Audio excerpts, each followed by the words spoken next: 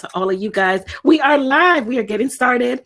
You are in the right place tonight, you guys. If you are here for the How to Make Podcasting Your Side Hustle training, again, my name is Michaela. I'm the host of the Side Hustle Pro podcast, and I can't wait to chat with you guys. I see some familiar names. Shout out to everyone who's here. Shout out to everyone on the replay.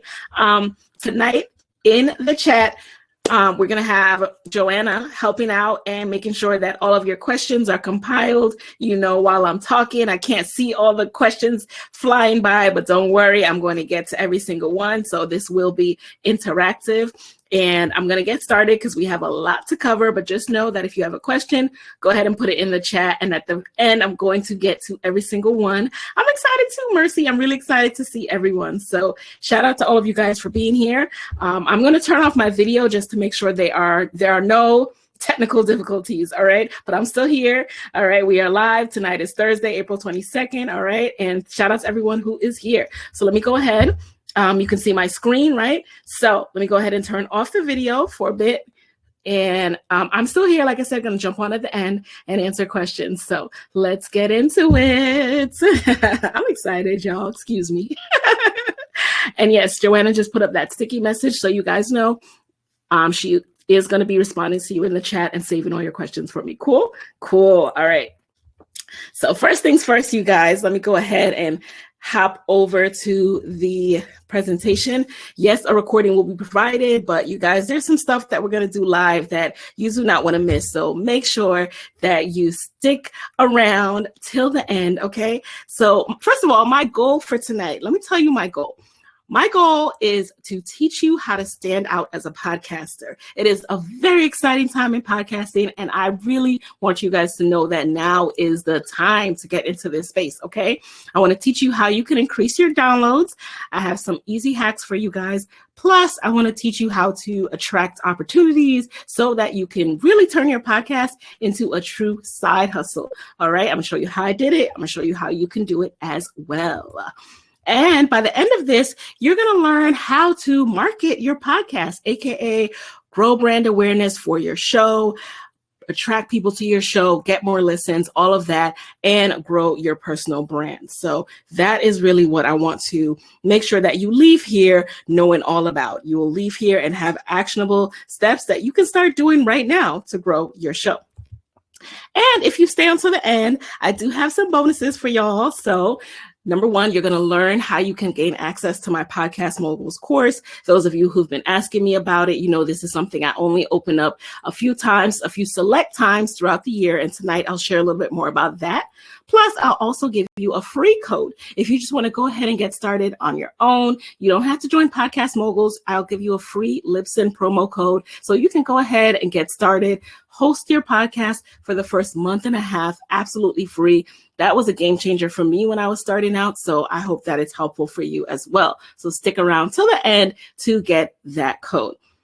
So now let's get focused, you guys. Let's get in the zone. I myself have my carafe. I have turned off Instagram, right? Removed it from the phone for now. And I'm totally locked in. And I really want y'all to lock in as well, because like I said, we got a lot to cover. I'm going to go as slow as I can, but I don't want you to miss anything. So make sure you got your pen and paper ready. Let's do a quick roll call. I know I saw some friends and family are in the building tonight, but let me know who else is in here. Let me know, are you already a podcaster? Are you a side hustler? Are you someone who is ready for a change? Are you a corporate America survivor in transition? All of the above. Let me know. I'm really curious to know who all is in here. All right, I see some podcasters. I see a little bit of everyone is here. That's cool. And by the way, you guys, if at any moment you feel like you can't hear me or you can't see something, just click reconnect at the top of your screen. All right, just click reconnect. All right, I see everybody's in the building. Cool, all of the above. Well, I chose these particular titles, so to speak, because at some point along this journey, I was all of these things, okay? I've been a side hustler. I still consider myself a side hustler. I was ready for a change. I am a corporate America survivor in transition, okay? So I know what it's like. And all of you guys are in the right place. Even if you didn't pick one of those titles, you're in the right place because I read your email responses, okay? And I know that you've been saying things like, I want to get my message out to a larger audience. I know you've been saying things like, how do I use podcasting to grow my personal brand? I know you've been asking, what are the steps to start podcasting? All right, we're going to talk a little bit about that. And you've been saying things like, how do I grow my downloads? Those oh so elusive downloads, right? It seems like you can really get stuck in a plateau. Let's talk about it. Well, before we talk about it though, I do want you to come in here with a growth mindset. Come in here with the belief that you can actually do this. I don't want anyone thinking that, I'm somebody who just came out the womb knowing how to podcast and knowing how to do all this, okay? It can happen for you too. So I want you to imagine if your podcast was featured in the top 100 in your category on Apple Podcasts, okay? Like I just had a Podcast Mogul student debut with her podcast in the top 100 charts, right? Her podcast is called But First She Failed. Her name is Paola. Came out the gate swinging, okay? This is someone just like you who was sitting a few months ago in this webinar and is now in the top charts on Apple. So I want you to imagine that, okay? Imagine if you had thousands of listeners to entertain and educate every single month, because that's what I consider my show. The mission of my show really is is not only to educate people with a little bit of entertainment, but every single month to make sure that they're learning something. Plus, imagine if within a year of launching your show, you had brand partnerships, you had speaking opportunities, or you were actually earning income from your show, right? Imagine if this was you. So come in here and keep your mind open to what the possibilities are, because the possibilities are endless, especially given the fact that Apple just announced that you can set subscription levels for your podcast, okay? You can have tiers where you charge people for premium content. This field is growing and it's an exciting time, like I said. So first of all, stop looking at me like this. I know you are. I know you're like, really? what kind of webinar did I come to? What kind of masterclass am I in? But I'm here to tell you again, yes, really, you can do this. This is not something that you have to be like a 10-year experienced audio engineer to do. I have students every week who are doing exactly this. So that's the mindset I want you to have as we get started tonight. It's exactly what happened to me. I posted this update on the Side Hustle Bro Facebook page on December 27, 2017, and I released my final episode of that year, and I announced that I had quit my job. And I had quit my job to become a professional podcaster, because following this path from side hustle to full-time business, I was able to start generating income on my podcast, to start earning money, to develop revenue streams simply from podcasting. And I was able to quit my full-time job because of my podcasting side hustle. Now, for those of you who don't know me, allow me, please, just to give you a quick introduction, because I know everyone doesn't know my story, and it's so important for you to know who you're learning from. Like, there are a lot of people out here trying to give you information. I know that. And I want you to know why I specifically want to give you this information and am qualified to give you this information. So first of all, in 2016, 5 years ago, well, it'll be 5 years in June, I launched a hit podcast called Side Hustle Pro. And since that time, I have amassed over 5 million downloads of Side Hustle Pro. I have amassed multiple six figures in sponsorship for my show, all as an independent podcaster. And while I was doing this, I was a side hustler myself, like many of you. I was working full-time at NPR, which stands for National Public Radio, the largest producer of podcasts. And while there, I led the digital marketing for top podcasts such as How I Built This, Code Switch, and more, some of your favorite podcasts. So overall, I have over 10 years of experience as a marketer. And on the personal side, I was born in Jamaica. Shout out to my yardies in the building. And I grew up in the Boogie Down Bronx. So that, I tell you that because that really informs the way I think. And you'll hear that on the podcast a lot. And then this is me and my husband, who we are both certified side hustlers. And together we are walking this path of entrepreneurship, of side hustling. And I love this picture because it just shows that, hey, we're figuring this thing out together. We don't know where we're going. We don't know where we're going in that picture. We're just walking as the photographer snaps some stuff. We didn't know what we were getting into, right? But this is how we're walking through life. We're having fun. And I love that picture because it also represents one of the most important things that podcasting gave me. Podcasting gave me freedom and it gave me options. Because when I was getting married, what you don't see in this picture is that we had to delay our honeymoon. I was working and I had very, very few vacation days. And between like family obligations, friends, events, like you really don't have time for your own vacation because you are spreading those few days across 365. But because I knew I was podcasting and because I had this vision of taking my show so big that I could do this full time and I could be a professional podcaster, I knew that I would have that delayed gratification and get to take that honeymoon of my dreams of going to Zanzibar and Tanzania. And that's exactly what podcasting allowed me to do. So in this picture, I am on the beach in Zanzibar on our honeymoon, which we took a year later because podcasting allowed me to quit my job and it allowed me to go on this trip and work from anywhere. So I still had to check in and do my show, right? Because I work for myself, but I was able to do it from the beach. And that is what I want for you guys. I'm not talking about necessarily quitting your job. I'm talking about doing whatever is important to you, getting to live life on your terms, setting whatever goal it is you have for your life, and then going out there and doing it. So on the road to podcasting, I have done a lot of things right. I admit that, but I've also done a whole lot of things wrong. And I wouldn't be keeping it real if I acted like this was all easy. And so I want you guys to understand the path I took as well, so that you know that, hey, this wasn't all easy peasy. This was me in May 2015.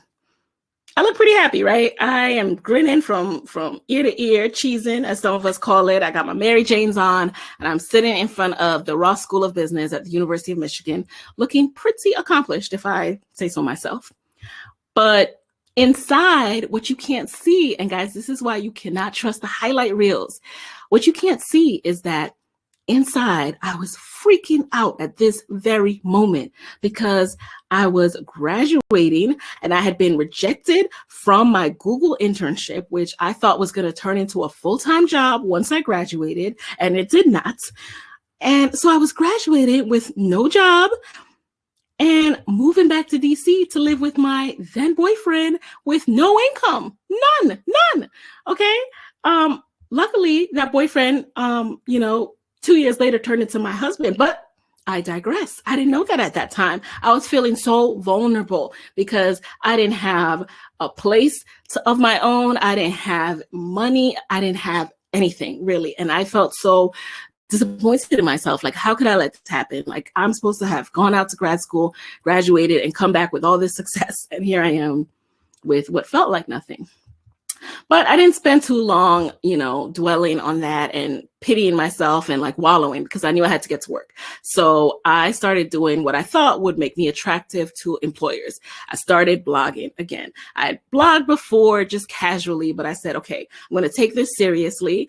I knew I wanted to build my personal brand, but like many of you might be feeling, I wasn't really sure, what does that entail? What does that look like to build your personal brand? So I started doing what you do when you don't know something. I started following more experienced people. I started following online branding coaches like Amy Porterfield on the left, Maya Elias on the right, who many of you know, Courtney Sanders, bottom left, Marie Forleo. These were some of the women I looked to. Maya's course was one of the very first things I ever purchased just to start understanding, okay, what does it mean to brand yourself? What does it mean to take up space online and make your mark on the world? So from there, that's when I really relaunched my blog, and I gotta admit it was tacky. Capital T. I mean, look at these graphics. It was tacky, you guys. I had content, but no real purpose at the time. I didn't know what I was gonna do still. But the important thing was that I still got started. It's so important that you still get started when you don't necessarily know exactly where it's leading. Okay. You have to be willing to take the first step, even when you don't know where it will lead. You can't stay stuck. You can't stay wallowing. You just got to put one foot in front of the other. So all this time I was looking for a job. I was trying to figure out my life, and I continued to blog. And I started realizing that my blog was taking on a common thread. Okay. I had started out writing about marketing topics because I wanted to attract employers, but I started gravitating to these stories of Black women side hustlers and entrepreneurs. Why? Because that's who I saw myself as. I saw myself being someone who was going to get a job, and I did eventually land one at NPR, like I said, but I knew that urge and the passion and the multi-passionate side of me was still going to side hustle. And I wanted to learn from other women who did that, to see how they balanced it all, how they juggled it, how they made it work.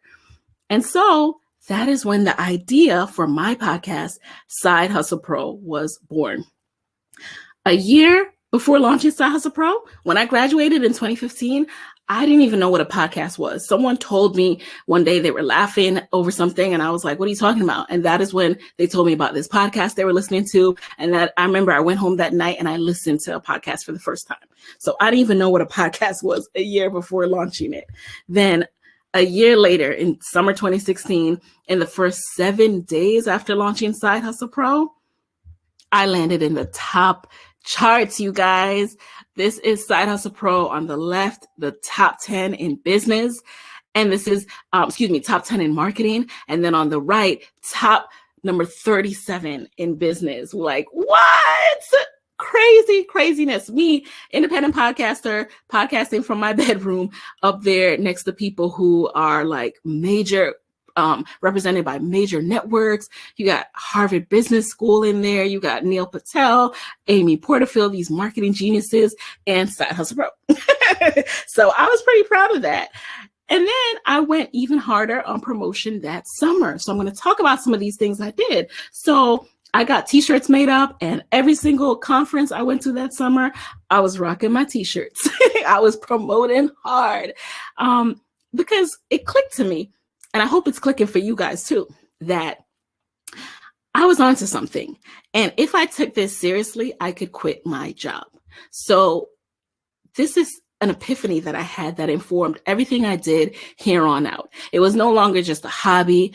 If you listen to Side Hustle Pro, you know I don't think of side hustles as just hobbies. I think of side hustles as serious things that you pour your life, your passion into, because it is going to go somewhere. It is going to go somewhere, wherever you want it to go. It might not be quitting your job. It might just be making it an additional source of income.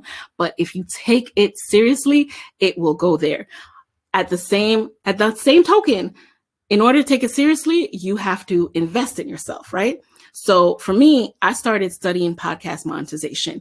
I knew that I needed to figure out how this thing all worked if I was going to make money from this and leave my job. So I invested in courses to learn more. And the very first course that I ever, the course that I debated over and I was like, oh my gosh, should I invest in this, was this 2-day event sponsorship intensive. It was a live event sponsorship intensive in DC. And again, it was event, not podcast sponsorship, but I thought, it's right here in DC. It's from someone who seems like they know what they're talking about. They have receipts, and I know that I can glean something from that area of sponsorship and apply it to podcasting. So I invested in that 2-day event sponsorship intensive. And then 6 months after launching my podcast, I pitched my very first sponsor cold, meaning I sent an email to an email address that I did not know the person. I sent them an email, and from the dialogue that started in that email, I earned my very first $4,000 podcast sponsorship contract. And I'm gonna keep it real with you guys. I was like, it's on. I'm gonna do this. That was confirmation that if I can send this email cold and actually earn money and impress people enough to give me money for my show, like, I can do this. So from there, I just went on to push Side Hustle Pro even more. Side Hustle Pro was featured on Apple. Here it is on the left in front of, on top of the new and noteworthy section, my episode with Myleik Teele of Curlbox. It's also been featured in several categories, including the Bold Woman categories that they have done. And 3 years after launching, I was on the Today Show. I was on a segment about turning your passion into a paycheck, and they found me because of my podcast. I didn't pitch the Today Show. A producer found me because of the SEO that I built up, the search engine optimization, through doing my podcast consistently for 3 years of talking about side hustles. When people are searching for side hustles, they're going to find you. So a producer found me and invited me onto the Today Show. I was so shook when I got this. I didn't even tell my husband at first because I was like, this can't be real. It took me a day to actually I was scared. Okay. But this is what came out of Side Hustle Pro. And then again, more opportunities coming because of the podcast. And I don't share this to brag. I share this to say what will organically start to happen when you really, really get serious, you are consistent, and you commit. You commit to doing this with laser mission focus. So 3 years later, I even was able to do my first live show with Maya Elias, who was the first mini course that I ever bought. And here I was 3 years later in 2019, interviewing her on stage at my very first live podcast show. And man, I missed the opportunity to do this. And I can't wait for us to do gatherings like this again. But that was really a full circle moment for me, you guys. It made me really see that you are never just one moment in your life. There's so many chapters left to be completed. So just keep moving forward. So I see a lot of you asking, how did you get features? I see some of the chats coming in, and you're basically asking, how did I go from graduating with no job and no money to appearing in these major publications and on the Today Show, all because of my podcast. So let's go ahead and get into the process of all of this, you guys. I'm going to share my process. If you're joining late, just want to remind you that the purpose of this training is to teach you my hacks, how to make podcasting your side hustle. It is to walk you through how to stand out as a podcaster in a saturated market, how to market your podcast, how to grow your audience, and how to attract opportunities. And I'm going to explain, like I said, how you can work alongside me to make your podcast your side hustle. Plus, I'll be answering your questions, you guys. So make sure you stick around. I have some bonuses for you guys. So stay until the end for Q&A, which we'll get to in a very short minute. So now let's get ready to learn my 3 hacks. I love these hacks because, again, you could leave here tonight, start implementing these. Hit me back in 30 days, and I guarantee you will be in a different place with your show. So let's go. Hack number 1. To stand out as a podcaster, you have to become known for one thing. What? You're like, Michaela, how could I possibly? I'm so good at so many things. All right, let's break this down. We're going to get into that. Hack number 2. You don't have to have a lot of followers to grow your show. You just need the right followers to gain your first 1,000 podcast downloads using Instagram. And by the way, we're going to break each of these down. I'm just showing you what all the 3 hacks are, and then we're going to go through them one by one. Get your pen and paper ready. Like I said, hack number 3. You don't need a ton of podcast downloads to attract speaking engagements, to attract income opportunities, to attract features. No. You just need to know how to brand and how to pitch yourself. So we'll get into that as well. So let's start with hack number 1. To stand out as a podcaster, you have to become known for one thing. Repeat after me, one thing. So most people think that it's cool to make their podcast title vague. Okay. They think, oh, I'm going to do this play on words. It's going to sound so cool, blah, blah, blah, blah, blah. Right. I know, you know, some of you are doing this, and that's okay. But we're going to talk about why you are doing yourself a disservice. Because most people also think that people can read their minds. And here's what happens when you think that. You make it hard for people to find your show. You make it hard for people to know what you are an expert in. And you miss out on being called on as an authority then. If people don't know what you are known for or what you want to be known for, you miss out on being called on as that authority for that feature on today's show, for that feature in the Oprah magazine. So here's what you should do instead to stand out as a podcaster. Number one, I want you to get very clear on your topic, okay? Number two, align that topic to your personal brand. Again, what it is you want to be known for, what impacts you want to leave in the world. All of that is a part of your personal brand. And then number three, make it easy for people to find you and know what your show is about. All of that needs to come together. So to give you an example of what I mean by that, okay, I don't say this stuff to preach to the choir. I literally went through this process myself, so I know how beneficial it is to take these steps. So when I launched that blog, it was like when I launched that blog after I graduated from grad school, I told you I got back to blogging, right? It was called Kayla K Speaks. A play on words, right? Like a lot of us do. I thought it would be cute, right? Kayla is my name, right? K, middle name, Speaks, right? Y'all get it? No, you don't get it because it doesn't make no sense. People couldn't spell it. They couldn't read it. They would call it Kalia. They would call it Kayla Speaks. They wouldn't even see the K. It was a mess. And even worse, people didn't know what I stood for, right? So when it was called that, I was writing about any and everything just to get the attention of employers and be seen as a marketing authority. And what ended up happening is I was just not appealing to everybody because I was trying to appeal to everybody. I was appealing to nobody.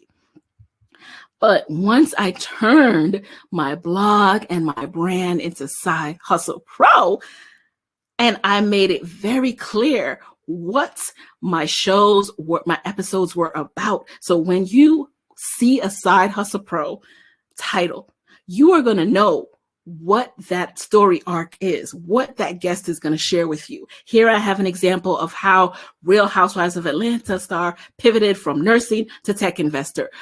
Boom.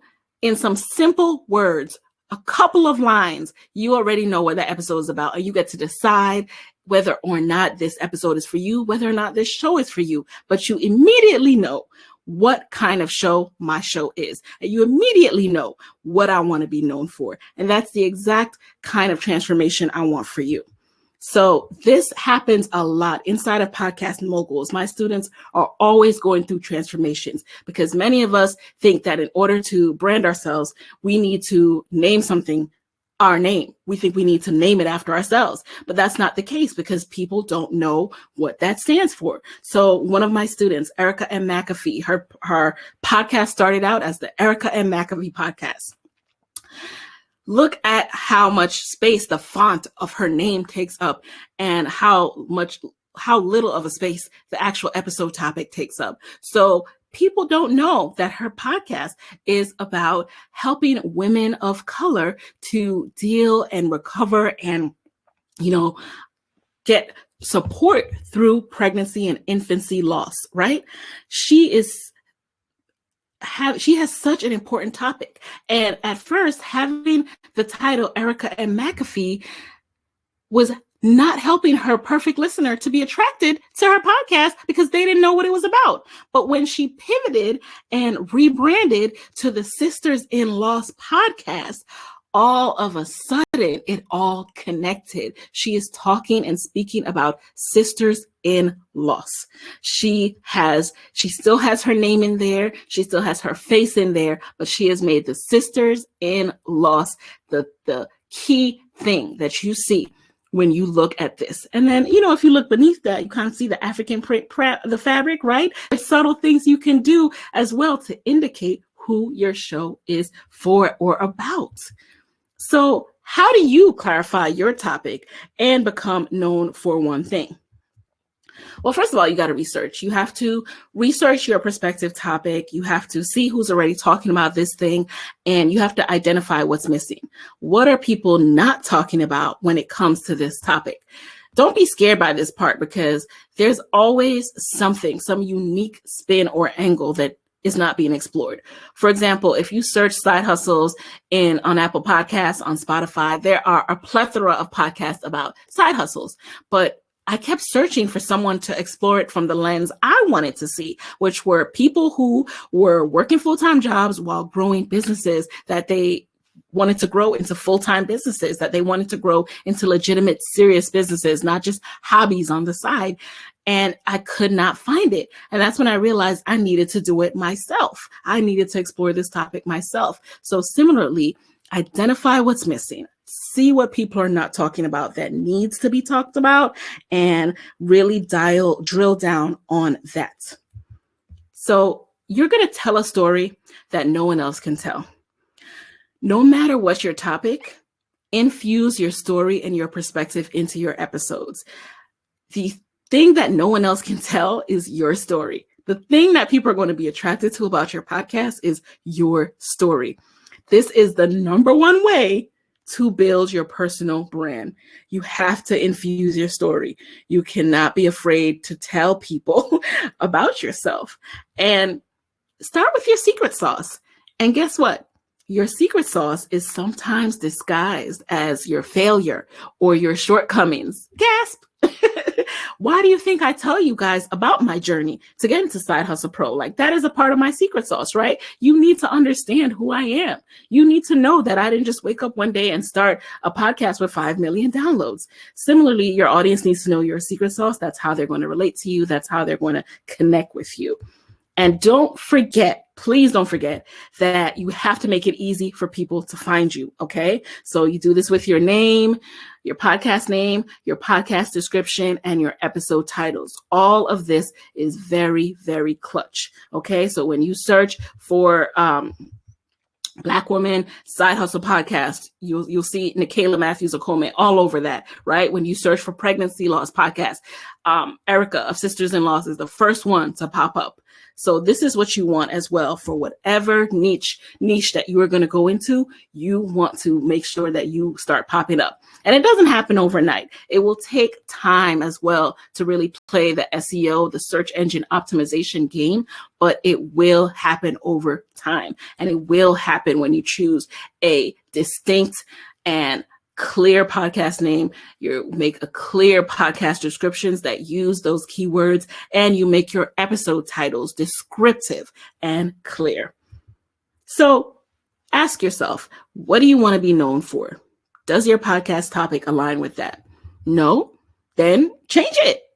Literally, you have to change it. I've gone through this process.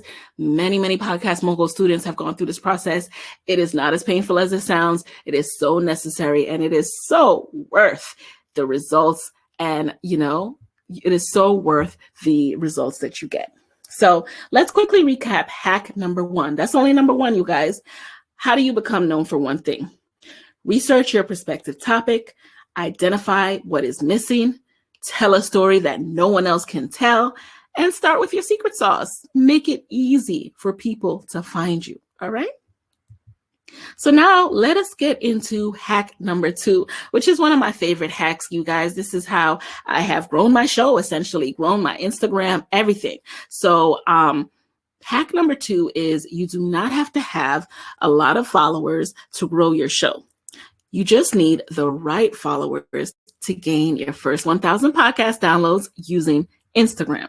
What? Yes, it's true. So most people do think that you need a lot of followers on Instagram to promote anything. I can tell you that is not the case. Most people even think that your Instagram feed needs to be perfectly color coordinated with filtered photos in the perfect sequence. Like, listen, we can't all be Beyonce, all right? We do not have a personal photographer following us around, nor is it necessary. But here's what happens when you think that. You don't even try to create content, all right?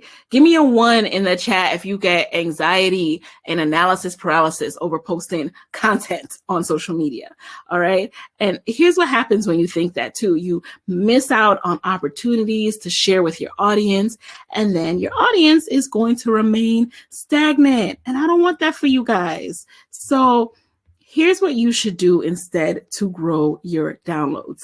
I see all those ones coming in. Yes, it happens to the best of us, but let's push through it. Let's push through, okay? So number one, you have to focus on getting in front of the right followers. You are not meant to appeal to everybody. You don't need everybody to follow you. You need the right followers.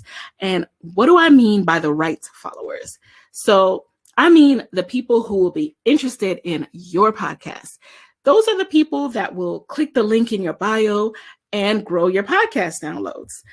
So here's a case study I want to share with you. This is one of my Podcast Mogul students. Her name is Ashley. She hosts the Stacks and the City podcast, and she has gone on to do and is building amazing, amazing things. So Ashley of the Stacks and the City podcast used the OMG formula that I teach inside of Podcast Moguls and that I'm sharing with you tonight to gain her first 1,000 downloads. So the OMG formula is a formula where every single letter stands for something. So step one of OMG, the O stands for obsessively audit. What do I mean by that? So when you obsessively audit, you are going to go in and look at content. And by looking at content, what I mean is when you start a show, you have to have a listener in mind. You have to have a profile, a persona of who it is you're trying to reach. And you need to know so much about this persona that you know where they hang out online and you know specifically what type of content they are looking for on Instagram. So Ashley has a podcast all about personal finance and building wealth. So she's going to obsessively audit things like the Black Woman in Finance hashtag to see what kind of content is doing the best. What are the top posts? What are people talking about? What kind of posts are people resonating with? Is it pictures? Is it quotes? Is it infographics? Is it reels, right? So that is what I mean by obsessively auditing. You're going to make note of what kind of content is doing well so that instead of trying to rack your brain and figure out what kind of things to create, you will generate ideas, okay? And from these ideas, you will be able to see, okay, what in my own words, and that's true to me, and what I teach, can I share in this type of format? So that's what obsessively auditing is. Basically just taking inventory of what is doing well and determining how you can adapt your voice and your content to the type of content that is doing really well. Then step two, the M in OMG, is to make friends. What do I mean by making friends? So again, we go back to that persona. Let's say the persona's name is Nikayla, right? So you know who Nikayla is. You know she's following certain type of accounts to get the type of information your podcast show is about. And you are going to go there and find her. So if you know Nikayla is following the Budgetnista, you're going to go over to the Budgetnista. You're going to check out who's engaging with her posts. You don't just want to go, you can look at who is following the Budgetnista, but you also want to look at who is engaging because you want active people, y'all, right? So then you're going to make friends with those people, those active people. You're going to introduce yourself, aka follow. This is not follow for follow. Let me be very clear. This is introducing yourself. Especially in this virtual age, we can't go to networking events right now, but what we can do is shake hands via social media. So when you follow someone and you start to engage with their content and they see a notification that, you know, Ashley from Stacks in the City followed them, they're going to go over to your account and say, well, who's this person that just followed me?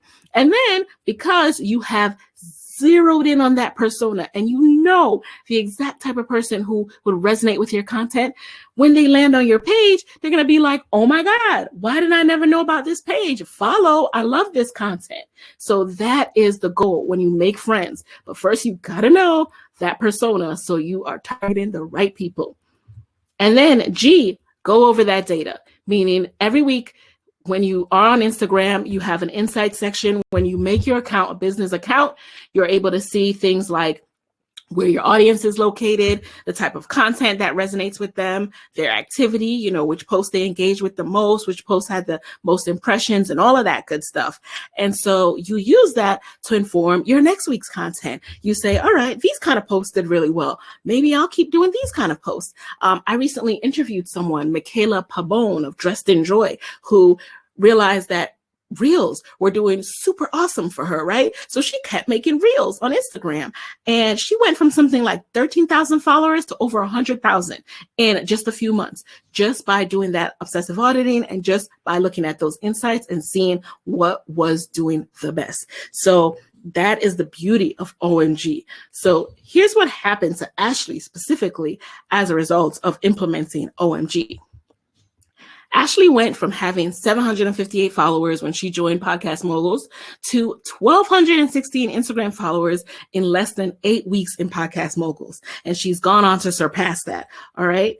And then Stacks in the City, the podcast itself, went from having on average 300 monthly downloads to 1,400 monthly downloads in less than 8 weeks. That is the key part, in less than 8 weeks from implementing this strategy. Because once people are aware of your show, what can they do then? Listen to your show, right? They need to know that it exists. And I love Instagram because it is one of the most organic, engaged platforms. Like when people truly see your content and engage with your content, they'll first of all continue to see your content because the algorithm feeds people the profiles that they think they want to see the most. So if you can get people to engage, you'll continue to get those people to see your content. And from there, you can share what you're doing and you can encourage people to go to the link in your bio to check out your podcast. But first, they have to know it exists and you exist by getting an introduction. So Ashley got a 4X jump. Let me know. Would you like that jump for your show? Let me know if you would like that for your show. So why is getting in front of the right followers so important? Well, because as your tribe grows, so do your downloads. And as your downloads grow, so do your opportunities to make podcasting your side hustle. So now Ashley has gone on, she's doing trainings, she's helping people understand how to invest in real estate, which by the way is just so important, right? Like that is such an amazing skill to have. She bought a house her first house when she was something like 25 or something. You know, how many people need to get this information? But first they need to know you exist. And that is why I am personally so passionate about teaching people how to make podcasting their side hustle, because I know that it is really impacting lives and it is impacting wealth and it is impacting the opportunities that our community gets. So let me tell you something. Stacks in the City, she is doing it. She landed in the top business charts on Apple Podcasts after going through this process, increasing her downloads, increasing awareness of her show. Here she is, number 179 in the top 200. And let me tell you something, there are hundreds of thousands of podcasts. So for you to land in the top 200 in business is a huge deal. So here's what else is possible with growing your tribe, aka the right followers on Instagram. So this is a screenshot that I have saved from my very first days of growing the Side Hustle Pro account. This is when I started doing OMG myself and making friends. And this is what the Nakira Show said to me when I followed her, aka I made friends. I introduced myself to her on Instagram, right? She said, listening in now. I don't know how you found me on IG, but thank God you did. My work days will be spent catching up on past podcasts. Praise hands. Like that is what you want someone to say to you.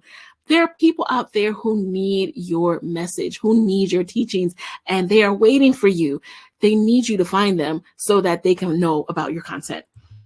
And this is another one that she said, girl, I am still on a high. I saved every episode to my phone and listened all weekend while riding in my car. It's so easy to complain when you have a 9 to 5 and want to pursue your passion full time. But I was telling one of my friends after listening to your podcast, I feel like, what am I complaining for?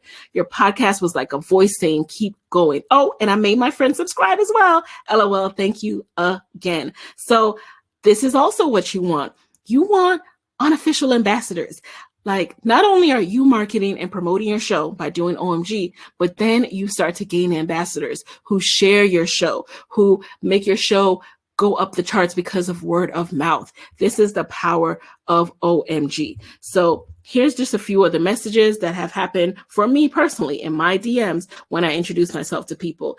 They say, your friend request really brightened my day. I love your podcast. They say, I love it. Glad to connect on IG. That's what I wrote back. But this person said, OMG, your friend request really just brightened my day. I love your podcast. I actually binge listen to them and they're wonderful. Keep it up. And I just wrote that, hey, I've been reaching out to people who I think would be my target audience, again, because I knew my persona. And I'm so glad I found you. This was a direct match. Someone who listened and now, we're connected. So there's that deeper relationship, like, they're not only listening, but they are now connected. So let's recap. That was really a lot, but it's so important, you guys. I want to make sure you get it. So first of all, how do you gain the right followers on Instagram? Number one, you obsessively audit. Number two, you make new friends. And number three, you go over the data. Shaquana says, Ashley, yay, small world, right? Small world. So speaking of that, let's do a check-in right now. Let me know, is this helpful for you guys? Give me a yes. I'm now looking at the chat. Let me know if this is helpful. I'm pouring myself a little water because I've been talking for a bit. So I'm going to see what's been going on. All right. Thank you, guys. I'm so glad it's helpful. That means the world to me. And again, I'm going to be answering all your questions. Q&A is coming up in a few short minutes, y'all. So stick around. I see the questions, okay? So now let us get into hack number 3, which is you do not need a ton of podcast downloads to attract speaking engagements and opportunities. You just need to know how to pitch yourself. So most people think that you need millions of downloads to be invited to speak at conferences or be featured in publications. I didn't start out with millions of downloads, and I was able to start speaking at conferences fairly early on. I'm going to share with you what I did. So here's what happens when you think that you need those things, though. You miss out on opportunities to add value to every single room that you are in. And you miss out on opportunities to connect with people who need your point of view. So here's what you should do instead to start getting those features, okay? Number one, you have to start researching and learning what the publication or the conference you want to be featured in or speak at is looking for. Then number two, you need to get your portfolio ready and you need to know your story. And number three is when you actually start pitching yourself, okay? Practice makes perfect. It really does. So you got to get into that habit of pitching. So when you research conferences where you would like to speak, you do this because you need to evaluate the theme and the topics. So oftentimes they're showing you the topics from the last year, and that helps you to see, what's been covered before and what you would be bringing to the table.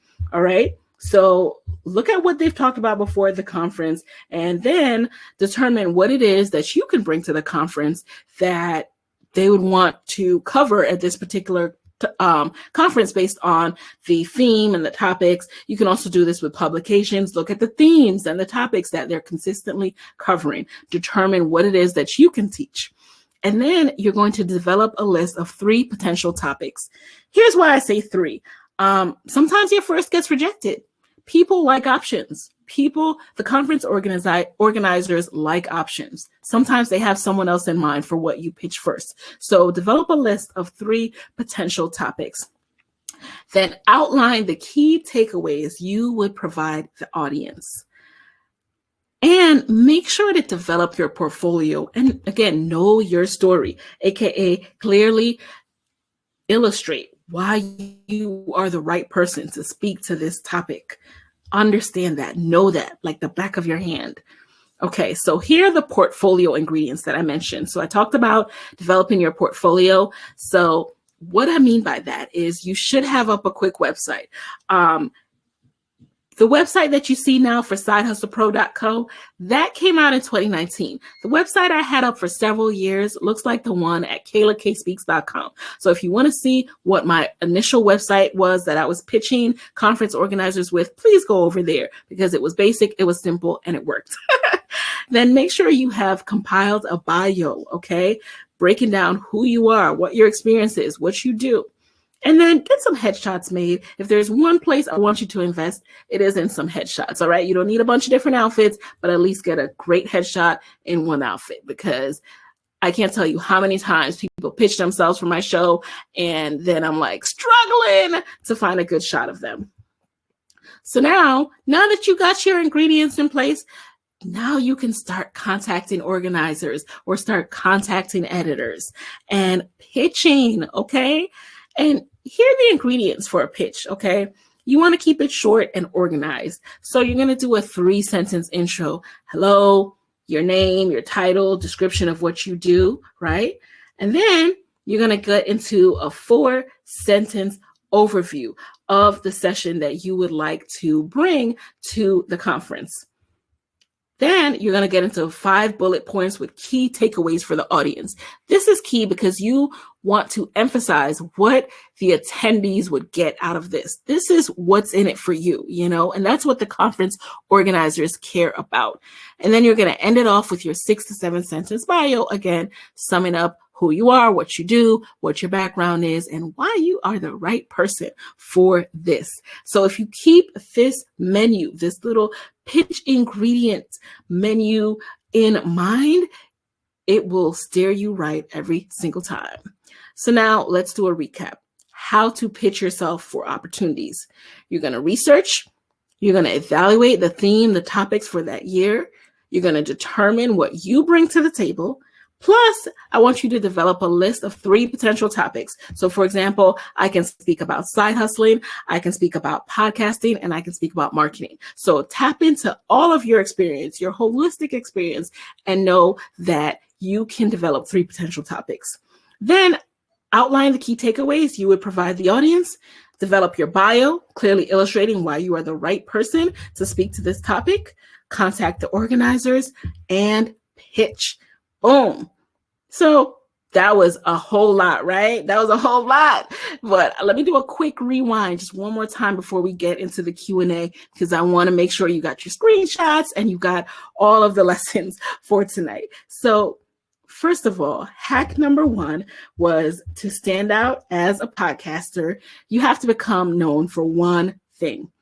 Hack number 2, you don't have to have a lot of followers to grow your show. You just need the right followers to gain your first 1,000 podcast downloads using Instagram and keep going from there. And then hack number 3 is you don't need a ton of podcast downloads to attract speaking engagements. You just need to know how to brand and pitch yourself. So these are the 3 hacks, you guys, that you can use. You can run with it and you can do so much. I know you have a lot of questions. I'm going to get to those in a minute, but I do want to know, do you want to know even more? Do you want me to cover just a little bit more? You know, what if you could have my playbook, for example, to guide you on how to launch, how to market, and how to grow your podcast into a true side hustle? Let me know if that would be useful for you. Give me a 1 in the chat if it would be, because what if you could get my ongoing guidance on how to grow your podcast downloads like Ashley did? Now, I know not everyone might be interested in this. Again, give me a 1 if you would like to know more about that. But I want to share a little bit more about how you can get that information and you can get my ongoing guidance to surpass 100,000 downloads in 4 months, like my student Nia did. So Nia is the creator of the Black Wall Street 1921 podcast, and she chronicles the Tulsa race massacres of 1921. And she, in 2 weeks, not in 2 weeks, but past 100,000 downloads. She wrote this 2 weeks after it happened in just 4 months, 100,000 downloads in just 4 months. I don't even think I did that. I don't know. I have to go back and look, but This is the awesomeness that happens inside of Podcast Moguls, and I want to share a little bit more about that with you. So give me a yes if it would be helpful for you in growing your podcast if I shared a little bit more about Podcast Moguls, you guys. All right, I'm seeing some ones, I'm seeing some yeses. So let me tell you more about Podcast Moguls, okay? So Podcast Moguls is an interactive course in which I teach my proven and effective marketing strategies to podcasters like yourself who want to increase their downloads, grow their personal brand, and monetize. Okay. There's a lot of components, obviously, to podcasting. So we need a more in-depth time together and more in-depth course to get through all of that. So that's why I created Podcast Moguls. So within Podcast Moguls, I'll teach you how to launch a top podcast, gain those subscribers, triple your current downloads if you already have a podcast, grow your personal brand, and make income from your show. So there are 3 parts to Podcast Moguls. Part 1 is the course itself, which is an 8-module podcast success curriculum with step-by-step video lessons, tutorials, templates, swipe files, and guides. And this is just a little sneak peek inside of the course. This is me giving you the play-by-play inside of the tutorials. So I'm teaching you, I'm showing you all the breakdown and to give you an even more blown up breakdown. So these are the actual module topics. So module 1, I get into refining your topic, finding your perfect listener. Module 2, I get into positioning your podcast. Module 3, I get into the launching of your podcast. Module 4 is marketing, specifically focusing on growing the Instagram reach. Module 5 is marketing, specifically focusing on growing your email list. And module 6 is all about Facebook and Instagram advertising 101. And module 7, we get into monetization. So first we get into the positioning your podcast for monetization. And then module 8, we get into creating those winning pitches for sponsorships and more. And plus, I do cover the fundamentals for those who asked, what if you don't have a podcast yet? I do cover the equipment, the setup, the hosting, plus podcast publishing. All of that I cover inside of Podcast Moguls. So I want you to really quickly meet some of my Podcast Mogul students. This is Shirley of the She's Got Drive podcast. So Shirley says that I joined Podcast Moguls because I already had a podcast, but I didn't really know how to market it and grow my audience. She says I only started implementing her being me, Nikayla. I only started implementing her marketing strategies about 3 months ago, and this is what I found. I had at that point 25,000 downloads. And in the last 3 months, I'm now at 46,000 downloads. Her strategy absolutely works. So that is what Shirley had to say about going through the program. In 3 months, she almost doubled her downloads. And she was doing great on her own. She had 25,000, but if you want to do better than great, then Podcast Moguls will absolutely help you to get there. And then part 2 of Podcast Moguls is the community. So you'll get to interact with other moguls throughout all the different cohorts inside of our private Facebook community. People share things like doing OMG manually is so addictive. They share when they hit the charts. Here, Felicia of the Trill MBA podcast wrote, I'm number 53 in iTunes careers. She says, I'm coming for the top 200 in overall business next. That is awesome. I love when people share their wins. And this is what Gianna of the Living Your Real Life podcast had to say about the community. She says, we have this great virtual group where we can share ideas, we can be creative, we can give constructive criticism, and being surrounded by like-minded creatives is, to me, about as good as it gets. And I personally get energized every single time we have one of our live coaching calls. We do that monthly. We just had one last night. And let me tell you, we meet monthly for video group coaching calls. You receive personal guidance from me. I get life and energy from just hearing from you guys. I love our calls. And last night we just had this awesome session. I mean, everyone left so invigorated and just excited with everything that's going on in podcasting. So I love this intimate aspect of Podcast Moguls. It's unlike any other program that I've been a part of myself. So I really am proud and happy that I'm able to offer that. And we do also do deep dives on topics inside of our coaching sessions as well.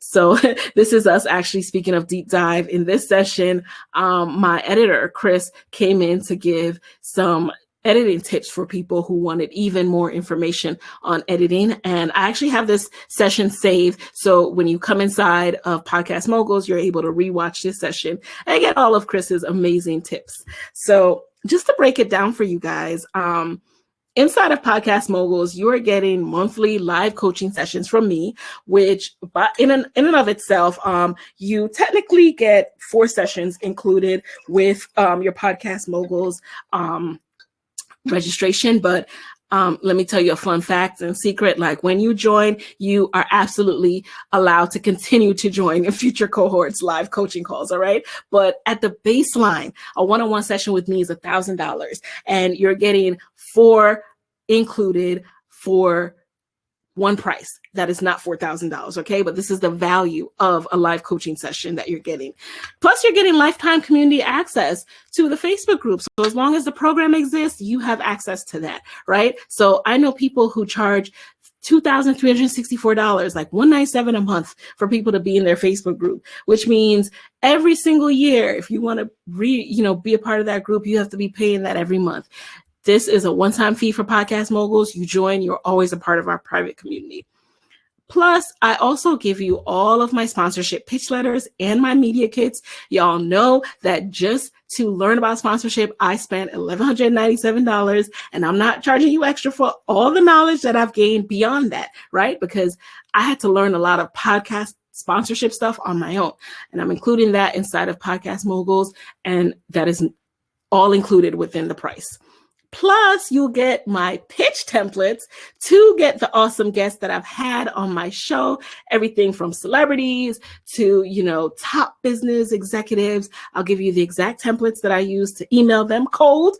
They didn't know me from a can of paint, and they agreed to be on my show in the guest chair. So I'll share those with you as well. And I know people who charge upwards of $597 for things like that. But again, that is all included inside of Podcast Moguls.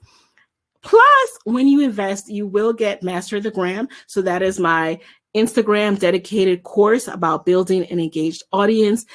By itself, Master the Gram is $297, but inside of Podcast Moguls, that is all included. Plus, I'm also included the Goal Getter Action Plan, which is my productivity blueprint, because it is so crucial that you really get your blueprint together for how you're going to be productive as a podcasting side hustler. So this is included at no extra cost. It's a $98 value. It is included inside of Podcast Moguls. So you guys, all of this is included inside of Podcast Moguls. If you haven't whipped out your calculator yet, y'all, this is a total value of $8,553. Clearly, I'm not going to charge you $8,553 to be inside of Podcast Moguls, but this is the value when you calculate it all together. But your investment is actually one payment of $997, which is the best value, or 2 monthly payments of $550. So you pay a little bit extra when you do the 2 monthly payments. So you can have option 1 of 1 full payment tonight, which you will get a pay in full bonus. I'll tell you about that in a little bit. Or you have 2 monthly payments of $550. And if you choose the 2 monthly payments, I still have a fast action bonus for you if you opt in tonight. So I got love for you as well. So the doors are now officially open for the next cohort of Podcast Moguls, you guys. Head over to sidehustlepro.co/podcast moguls. Joanna's going to go ahead and pin that in the chat for you guys. So again, these are the payment options. One payment of $997, which is the best value because you save a little bit, save 10%, or you can do 2 monthly payments of $550. Again, there's a fast action bonus for every single person who pays tonight, whether you do option A or option B. And then there is a pay in full bonus for everyone who pays in full. And I'll share those bonuses in a second.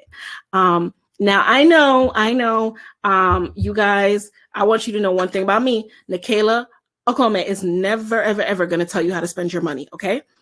I just want you to know how I make money decisions and things like this before we go. So when I think about what to invest in, like when I thought about whether I should invest in that podcast intensive those years ago, I said to myself, would it be worth it to do this if X happened?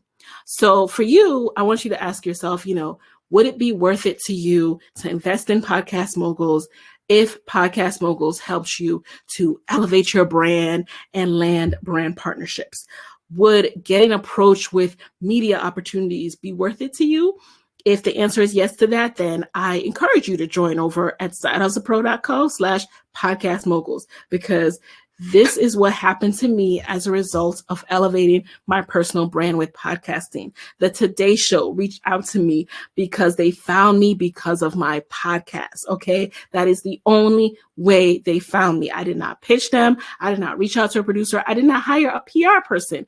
The Today Show found me because of my podcast. So if opportunities like that are of interest to you and you want to elevate your personal brand, then come on over to Podcast Moguls, because I teach you about that and I want to make sure you know more about that. And here's what happened to Tolu, one of my Podcast Mogul students of the UI Narrative podcast. Now, if you follow me on Instagram, I just shared this about Tolu the other day on my stories. So she posted this on the UI Narrative podcast page. She says how it started, and that's her behind the mic. And then she says how it's going. And she has the Google logo, she has the Google logo because she landed a brand partnership with Google. And she shared more about that in her stories. She says, Nicaila from the Side Hustle Pro is the best mentor out there for podcasting. If you're serious about starting a podcast, you should sign up for her free podcast training. That's tonight at 8 p.m. Eastern. And she says her results, okay? She said, I just hit 50,000 downloads. I got a sponsorship deal with Google, and I was featured in Mock Plus Best UX Designers podcast of 2020. All right, go Tolu. But go you for being here and taking the step. And then if you're interested in Podcast Moguls, it is now open. So head over to sidehustlepro.co/podcast moguls if you'd like to be a part of the next cohort with people like Tolu, who has a brand partnership with Google, with people like Nia of the Black Wall Street, who has surpassed 100,000 downloads in her first 4 months of podcasting. Like, what? Plus, ask yourself, would it be worth it to you if Podcast Moguls helped you land features in magazines? That could increase your downloads and your reach. So would increasing your downloads and your reach be worth it to you? If yes, then again, I encourage you to join, because, this is what Podcast Moguls can vouch for. Shayla of the Black Girls Wine podcast has been featured in Black Enterprise. She's been featured in the Richmond Times Dispatch, like all because of her podcast and the community she is building. Like, that is awesome. But you have to be willing to take that first step, all right? You have to be willing to learn. And the only way to learn is through action. So let me know if you're ready to take action, because here are the fast action bonuses, you guys. Number one, when you pay by the end of this masterclass, you will receive my 5-day branding blitz. These are the steps I took to come out the gate in the top charts, the exact steps I took to come out the gate on the top charts, and the exact steps my students like Paula of the But First She Failed podcast took to come out the gate and land in the top 100 in her charts as well. Okay. And then you are also going to get my exact pitch email to Apple, what I sent them to from my little independent show to land in the new and noteworthy section with the big boys on the major podcasting networks. Okay. If you've ever looked in the Apple podcast charts, you see a lot of shows that are represented by major podcasting networks. And then you saw my independent show. So if you want an email that will help you be taken seriously and pitch your show, pay tonight, and I will share that with you. Plus, if you pay in full, I got another bonus for you guys. I'm going to send you my pitch email that landed me my very first international speaking engagement in Barbados. Yes, your girl got flued out for the very first time, all expenses paid, to go speak on stage about the power of social media influence. I told you guys I have multiple pitch topics, right?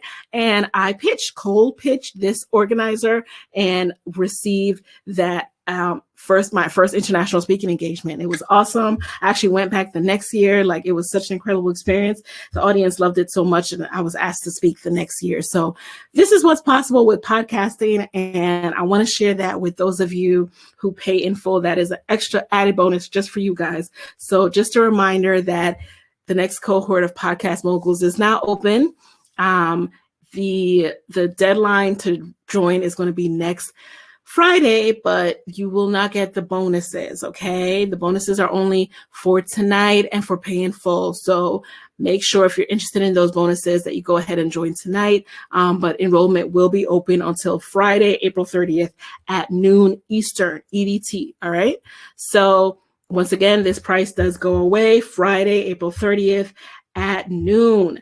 And we're about to get into Q&A. Remember, you will have until the end of this class to decide on doing the which option you want, pay in full or the payment plan. You have until the end of class to claim the fast action bonus and the pay in full bonus when you join over at sidehustlepro.co/podcastmoguls. Before we go into Q&A, we're getting into Q&A, y'all. Just stick around. I just wanted to share one more thing. Okay, maybe two more things. Allow me. Okay, so Alicia of the Research Her podcast, Dr. Alicia Franklin, shared when she first started the program, she came into our private community, our Facebook group, and said, listen, I'm sharing my growth chart to show the power of this program. I started podcasting in November. I had no clue what in the world I was doing nor how to market the episodes.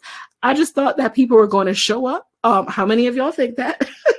And she says, I obsessed over the course, and I relaunched the podcast within a month of joining the program with so much more vision, thanks to Nikayla. And I went from hundreds of downloads to thousands. And you see her actual chart. Like, in February, she had 184. In April, 2,125, like more than 10x, you guys. Like, that is the power of Podcast Moguls. In addition, this is what another one of the Podcast Mogul students had to say. So this is Blunt Blowing Mama. I just love that name. And she wrote that, Side Hustle Pro is an amazing podcast coach. As someone who is one of her Podcast Mogul students, I can truly say she helped me get Blunt Blowing Mama podcast off the ground. She helped me grow my IG page. I only had 3K followers when I started her program. And through her techniques, I've grown organically to over 21,000 engaged followers. Because of Podcast Moguls, I was able to find my tribe. And she even gave me helpful advice when I started my clothing line too. She really knows her stuff. And if you want to really build a successful podcast, then her Podcast Moguls program is worth the investment. So head on over and you can see Blunt Blowing Mama yourself and see how much her podcast has grown. Also, Two Mamas and a Baby podcast gave me a shout out. They are some of the OGs, some of the earliest members of Podcast Moguls. And they wrote, she's the GOAT for your podcast journey. Y'all, your girl. Oh, that was me. I wrote it. This is from Instagram stories, y'all. So both of our texts is in there. And then before we go, just imagine, y'all. I know I shared that I spoke on stage, but this is not just results that I get. This is Fritz Charles of the Coin Gamma podcast. So he's a Podcast Moguls alum. He started out, he's just obsessed with, loves cryptocurrency. So he started a podcast all about it when, that whole topic started picking up steam. And he just wanted to podcast because he genuinely loved the topic.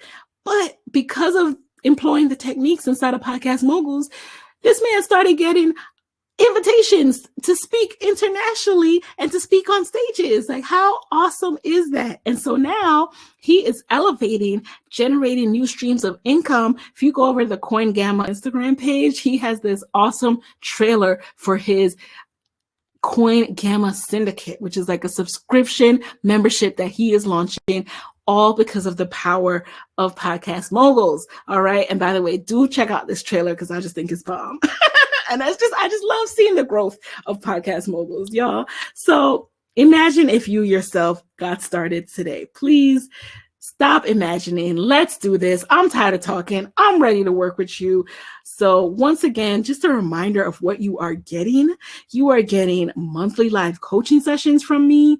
You are getting lifetime community access. You are getting all of my sponsorship pitch letters and my media kit. You are getting my guest pitch templates. You are getting Master the Gram. You are getting the Go Getter action plan. Everything I have, I'm pouring it into you. And I just want to thank you guys for staying until Q&A. We're about to get into it.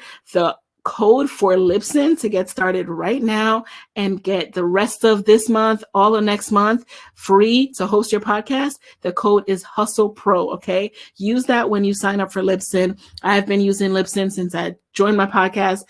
Since I launched my podcast, I love it. I love their customer service. So really recommend hosting on Libsyn. All right.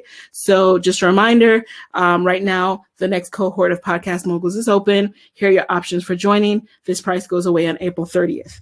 All right. Let us get into Q&A. I'm going to turn my camera back on, y'all. Oh, shout out to everyone who's in the building. Let's get into Q&A. I just need to pull up the Q&A, the questions, Joanna. All right. Give me 1 second. Y'all, I got so excited. Oh my goodness, I got so excited. I forgot to pull up my spreadsheet, but it's coming. Shahida says this was great info. Thank you. You are so welcome. You are so welcome. I want to tell you guys that it is no easy feat doing these trainings now that, you know, we are wrangling and we have a full-time daycare in our home, aka our baby who is 1 year old, and you know, living in a panoramic and all of that. It is not easy, but I love it. I get energized by this. And I just want to thank you guys for spending your time with me and spending a Thursday night with me. So let's go ahead and get into these questions. Thank you so much, Joanna, for compiling all of them for me. Oops. Hold on 1 second. I just want to make sure I'm not. Okay. I just thought I was like sharing this part. Okay. Cool. So all of the questions, guys, let me know if you can still see me. I stopped sharing my screen, but I think you should be able to still see that part. So this tab is sharing. Cool, cool, cool. Okay, here are the questions, you guys. So number 1, Shaquana, do you provide an option to pay for continued access to the live group coaching? How can I do a split payment between 2 debit cards? All righty. So first things first. As of now, this might change in the future, but as of now, if you join tonight, right? As of April 22nd, when you join, you have access to at least 4 live group coachings, but I don't kick anyone out. So if you down the line want to come into a group coaching session, you are more than welcome. You are Podcast Moguls forever. All right. So don't worry about that. And you said, how can I do a split payment between 2 debit cards? Shaquana, you can register. Well, I can't do a split payment for the pay in full. However, you can register, if you wanted to do the 2 payment plans with 1 card and then swap out your card before the next payment, which happens in 30 days. And now if you want to do full payment and get credit for and get the pay in full bonuses, then send us an email at hi@sidehustlepro.co. And then we'll look into that. Okay. So if that's what you meant, then just send an email to excuse me. I'm getting tongue tied, y'all. hi@sidehustlepro.co, and we will take care of you. Send that right now. Okay. Erica says, how long do we have to join tonight? I want to do this! Exclamation points. I want you to do this, Erica. I'm really proud and happy of all the people that I help in this program. So you have until the end of this masterclass to get the pay in full and the fast action bonuses. And then you have until April 30th at noon to join this cohort period, but you won't get the bonuses then. All right. Tommy Day says, what's your thought about grouping your podcast episodes into seasons? Any thoughts on creating a new Instagram for your podcast versus using your personal Instagram page? Excuse me, I'm just pouring myself a little water. Tommy Day, I've been speaking a little bit. Don't you just love this little carafe stuffs? So I think that you have to do what works best for you. So if seasons work best for you, then go right ahead and do seasons. The important thing is just to let your audience know what to expect. Let your audience know, hey, I'm going to be releasing an episode every week, or, every 2 times a week, or every 2 weeks. You can expect to hear from us every Wednesday. And then when you're getting ready to take a hiatus between seasons, you let them know. Then, to keep them happy or like interested in your show between seasons, you might want to schedule some bonus content or some rewinds or, repeat episodes, and then let them know when you are coming back. If you do seasons and you don't let people know when you're coming back, yes, they will forget about your show. They won't know what to expect. They'll think it's, over. So you have to let people know, season 2 launches in November or whatever it is, right? And then I absolutely recommend creating an Instagram for your podcast. Now, if you want to turn your personal Instagram page into your podcast page, then I would recommend changing the name of your personal Instagram to the name of your podcast. That is what I did with Side Hustle Pro. But most people don't want to do that. I understand. So then, yes, you should create a podcast page because you want to be able to direct people to your podcast. You don't want to have to do a whole bunch of explanations like, oh, follow me at Tommy Day and then listen to the, culture podcast, right? You're going to lose people when you try to direct them and tell them to remember too many things. So you have to make it as clear as possible and be able to say, hey, you can find me at Side Hustle Pro across all social media platforms. At C says, what is basic equipment you recommend to get started? So C, I recommend obviously a microphone and a laptop. That is the basic equipment you need to get started. Inside of Podcast Moguls, I do provide a recommendation for a low tier, a medium tier, and a high tier podcast. I started out with something really basic, like $25 on Amazon, and now I use the Blue Yeti. It just so happened that, my husband had a Blue Yeti in the house anyway, so you don't need to start with anything too expensive to begin with. Start with what works with your budget and upgrade when you are ready. Crystal says, how do you get features? So Crystal, if you're referring to like features in magazines or on TV, so we covered that in hack number 3, right? First of all, you have to become known for something and you have to make it very easy for people to find you. And then you have to know how to compile all of that into your branded portfolio. So have your website, have your bio together, have your headshots together. And then when it's time to be featured, the easier you make it for people, the more readily features will happen. Natalie says, what if you don't have a show yet? Natalie, you're still in the right place. So there are many podcast moguls who start and have many ideas. And by going through the course, specifically module 1 and 2, to refine their topic and, narrow down their topic, and then to think through who their listener persona would be, they're able to finalize their topic, finalize their show, and actually launch. So if you have ideas and they're percolating in your head and you think you know what you want, a few ideas that you might want to turn into a podcast, then absolutely come on down because we are going to get you all the way together and ready to launch. Brittany says, can this also work for someone who doesn't have a podcast at all? I own a nonprofit and I want to start a podcast to follow that and spread that message of positivity. Would this work in that sense? Hold on, let me read that again.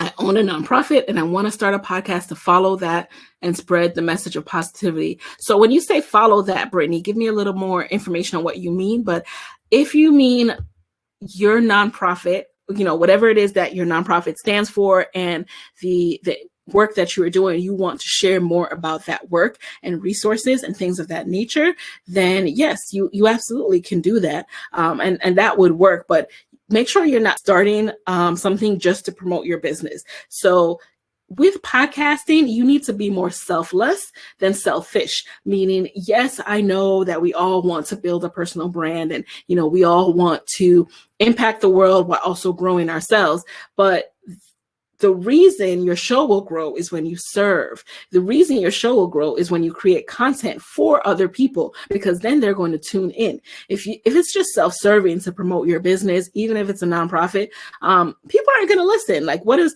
that have to do with their daily life, right? So create content that is going to help people in their daily life, whether it's with educating them about something or entertaining them, or just, feeling like they have a friend in their head that they can have a conversation about cultural topics and kiki with. Whatever it is, make sure that you're thinking first and foremost about your listener. Joy says, is Instagram important to grow? So Joy, I recommend Instagram because I think it is the most impactful platform right now for podcasters. If Instagram isn't your jam, I encourage you to find a social media platform that is your jam, okay? Because you are going to need social media in some way, shape, or form to recommend your show to people. When you're first starting out, people are not just going to organically find your show, no matter how great your website is, no matter how great your guests are, no matter how great you are. If it's a solo show with just you and a host or what have you, you're going to need to somehow spread the word. So social media, yes, that is important to grow. You have to share that link. You have to share, hey, a new episode is out. Within Podcast Moguls, I teach my students that every single week you have to promote your show as if it is the first episode, as if it is the very first time you've ever released an episode, because people, their lives get busy. They're not going to listen every week. They need to be reminded, oh yes, Side Hustle Pro is still releasing episodes. Oh, that new one looks, I need to tune into that one. That one looks good. So that is why it's important. And if it's not Instagram, you got to choose one. Danielle says, I'm going to take a sip of water, you guys. Danielle says, is there another platform or is Instagram the only way? Okay, so you have the same question as Joy. And yes, you guys, you got to choose something, whether it is TikTok, Clubhouse, Facebook, LinkedIn. LinkedIn is a great one because there's a lot of untapped potential on LinkedIn. So what I recommend is having real estate on every platform, meaning when you need to, you have your handle on Facebook. When you need to use it, you have your handle on Twitter when you need to use it. But because we are all short on time and we're not machines, you do need to zero in on one that you will go full throttle on, right? Full speed ahead. That is the one where your perfect listener, your persona spends the most time on. That is the one you dial in on. So if it's Pinterest for your person, then make sure you are, number one, getting to know what kind of content does the best on Pinterest and adapting your podcast content to graphics that work on Pinterest so that you're getting in front of the person that is your ideal listener. Ashley, you asked to review OMG. So I hope that this was before I did the recap, but if not, I will be sending out this replay. All right. So you will get to see OMG all over again and take notes all over again. Angel says, does the training include how to edit episodes? Yes, I do get into how to edit episodes inside of Podcast Moguls. Daisy says, will a beginner be lost in this program? No, absolutely not. I start with the fundamentals. So module 0 is the basics. And then I go into the, go from the basics into how to actually refine your topic, how to launch, how to market. And here's a fun fact and a secret. Even when you have launched your show, most people come into Podcast Moguls because something's not working, right? You may have launched your show, you may have had, 5,000, 10,000 downloads, but either you've hit a plateau or something. And so everybody needs to take it a step back and go back to some of the basics of, okay, what is your title? Is your title making sense?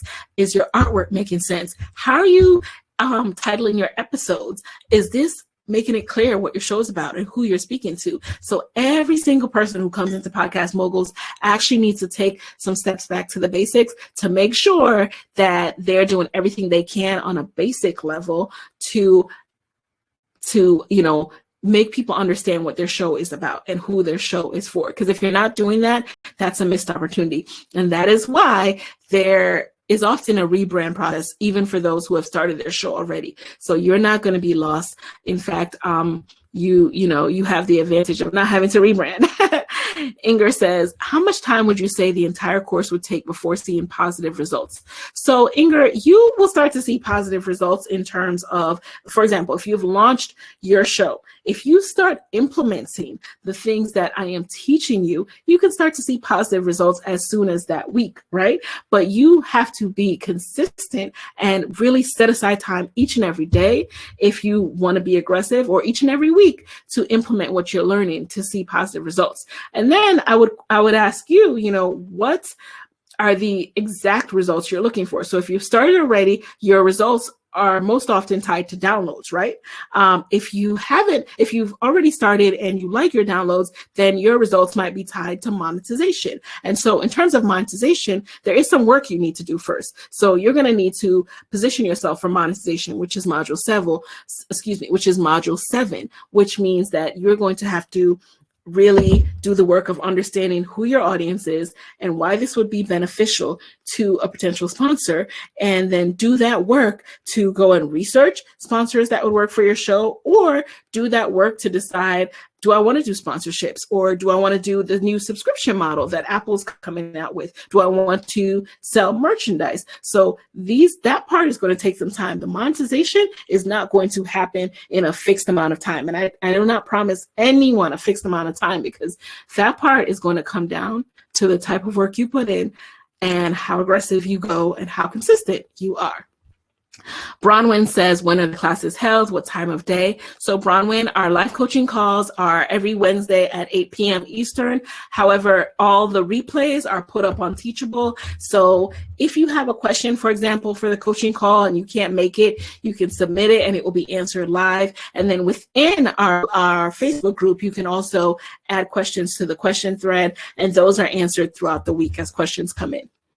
Courtney says, would you say the program is better if you already have a podcast or if you are planning to start? Who would benefit more? Both would benefit, Courtney. Like I said, most people who come in who already have a podcast have a lot of reworking to do. So, this is why this program is both for people who don't have a podcast and people who already have one, because there is work that needs to be done in either category. And then you say you're currently in Jamaica. Hey, would there be anything different that I would have to do based on the fact that I'm outside of the US? So there are different charts based on different countries. So yes, there would be some difference in that regard. However, I actually do have another student in Jamaica. So you not only would have the benefit of speaking, to me and learning how to grow as a podcaster, but then you also have fellow moguls to compare notes with about being a Jamaican podcaster. And maybe we could do an event one day when the world opens up again.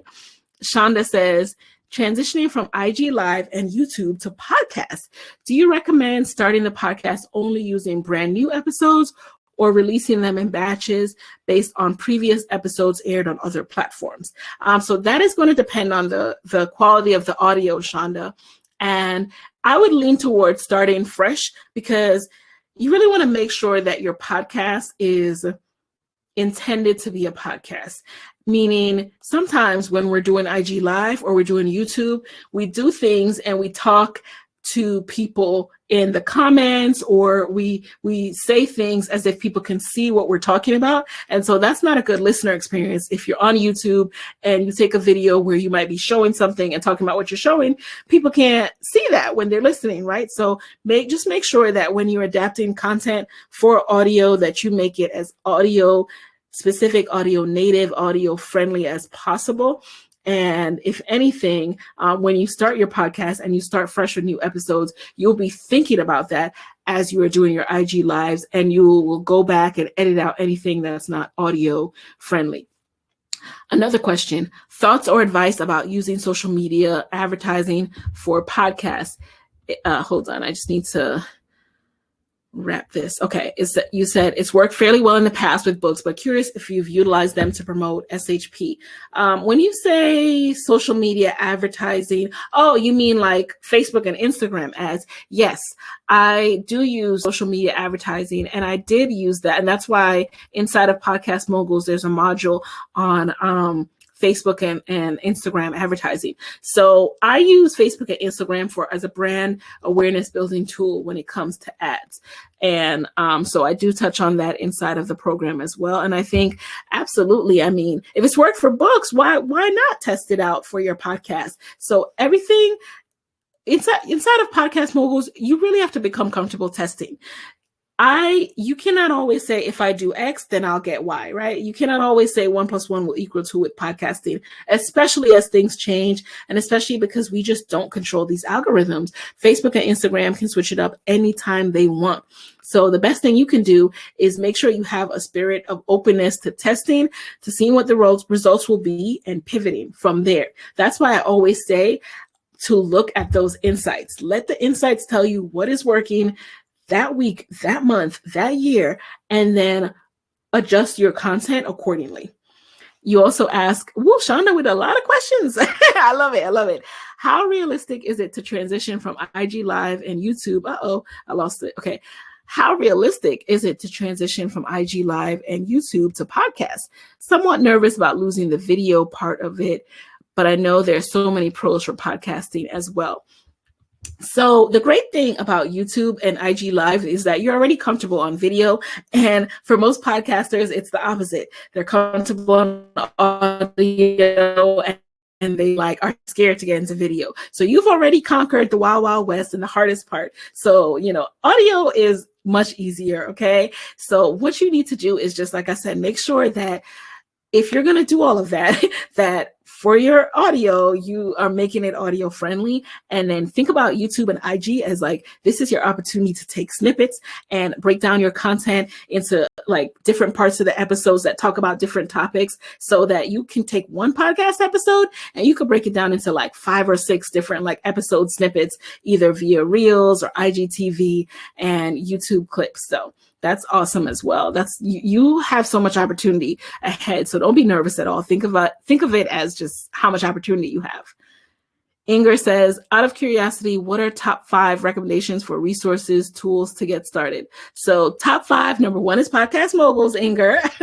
Number 2, I would recommend absolutely decide on a mic you like. Number 3, deciding on a podcast host. So I really love Libsyn. You can test it out for free using code HustlePro. What did I say? 1, 2, 3. Number 4, make sure that you decide what it is you want to record on, aka your recording software. So I use GarageBand, that comes free with MacBook. Other people, you might like different type of audio recording software. So definitely explore which one will work for you, which one is user-friendly for you. And then finally, social media is going to be your friend. Okay. So get comfortable and decide on the platform that you are going to use to promote your show. Podcasting is not just about the podcast itself. It is about the social media, the marketing mechanisms that is going to help you to thrive and to tell people about your show.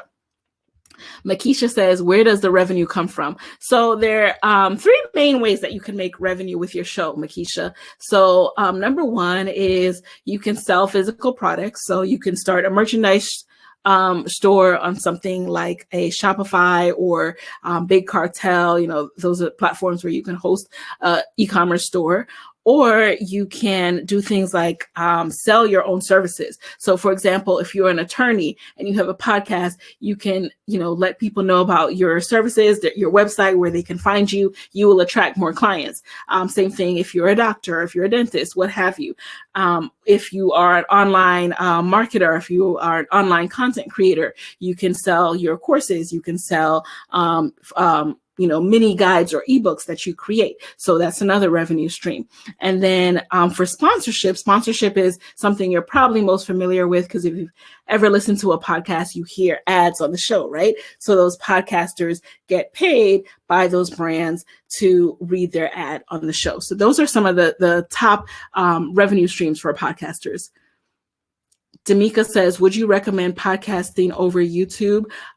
They're both 2 different beasts, Damika. So for podcasting, I think podcasting is easier than YouTube. And here's why. I think that as a podcaster, with your content and when people are searching for keywords about your content, you're much more likely to come up on a podcast inside of Apple Podcasts or on Spotify than you are on YouTube. On YouTube, it is a much harder algorithm that is completely controlled by Google. Even if people are searching for your exact topic, it will pull up everything else that they think is likely to be more entertaining or more informative to that person that is searching based on user behavior and how they have interacted with your content. So in that regard, it can be a little more difficult, but I think both platforms are amazing. And the great thing about YouTube is that, it's Google, right? So if you have videos that are doing well, and people search for it just inside of Google search, that will also come up. So the SEO, search engine optimization opportunities with YouTube are endless. Nija says, did you LLC Side Hustle Pro when you started? Will you trademark? So once I decided to start earning money and I knew I would be earning money from my show, I did incorporate my show and I also trademarked it, Nija. Nordia, greetings. I haven't started as of yet, but I would love to.